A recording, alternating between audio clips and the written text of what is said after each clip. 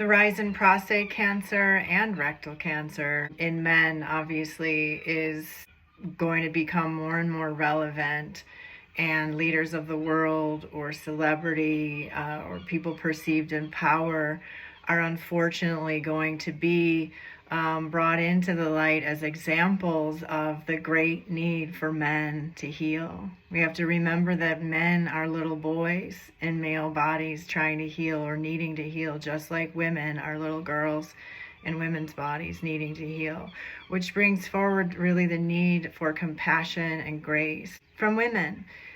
Trauma embodied in men, this emasculation is what it is. Trauma, sexual abuse, neglect, and even entitlement, believe it or not, vibrates the same in the body. It's another video.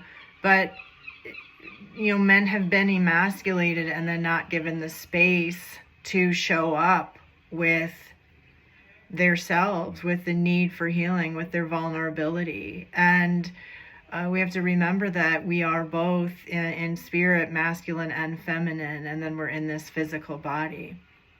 I've worked with a lot of men, and I love working with men because what we see in session is the soul first and the physical body second. And we can see, I can see the vulnerability and the pain and the false beliefs being held by men. And so, what we're seeing in the world right now is this, this massive need for power is really just the ultimate embodiment. Prostate cancer really is the ultimate embodiment of a self-belief of powerlessness. And so men are doing what they've always done, which is reacting from that place, the space that they have to react in. And so I want to welcome, and I want other women to welcome men forward and give them the space to heal. And that doesn't mean tribal dances with other men in a room, sweating, banging on your chest, although, it's not a judgment and that's fine. But also, what can you be alone? And can you be with your pain? Can you cry? Can you sob? Can you let yourself unravel? Because you deserve to. We all deserve to.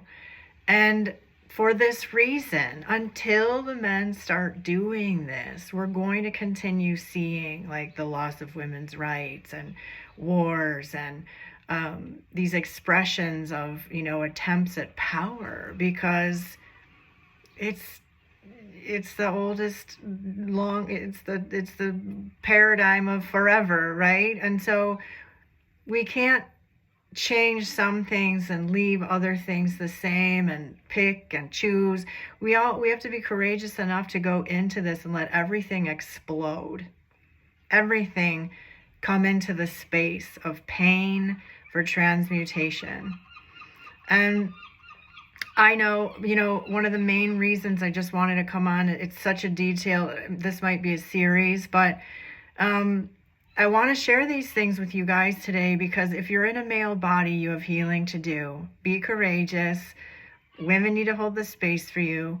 Whether they do or not, you have to do it anyway. Don't wait for that to happen, right? Because obviously it's vital that it starts happening now, because this pain is being embodied and manifested vibrationally in the prostate and the rectum. And if you have, another important thing is if you're having any kind of Parkinson's like neurological symptoms, the prostate, specifically the Denon-Villiers, you can look it up, I'll add some video slides here, is, they even say in science, is the fascia that is the border to the outside and communication to the outside world, which makes total sense, doesn't it? Because we are brilliant vibrational beings of light, and we are connected. It is the physical, but their body is so brilliant that it functions and communicates both within and out here.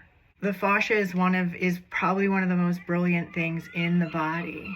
And so I'm going to believe what the fascia says. And I know I'll relate a story, some other video, I started learning this a year ago. A client who came in with Parkinson's-like symptoms, and the fascia set. He wasn't talking about his sexual trauma or abuse. He did ultimately because he had to in order to start unraveling this, but is that density in the prostate is squeezing in on these nerve bundles that still science doesn't know that they're saying like they can't really detect an ending to these nerve bundles that are around the prostate, which is why there's such a focus on when you have a surgery for sexual dysfunction, for instance, the focus is on the sexual dysfunction, of course, because then that means you're not a man, right? Like all of this stuff is being embodied,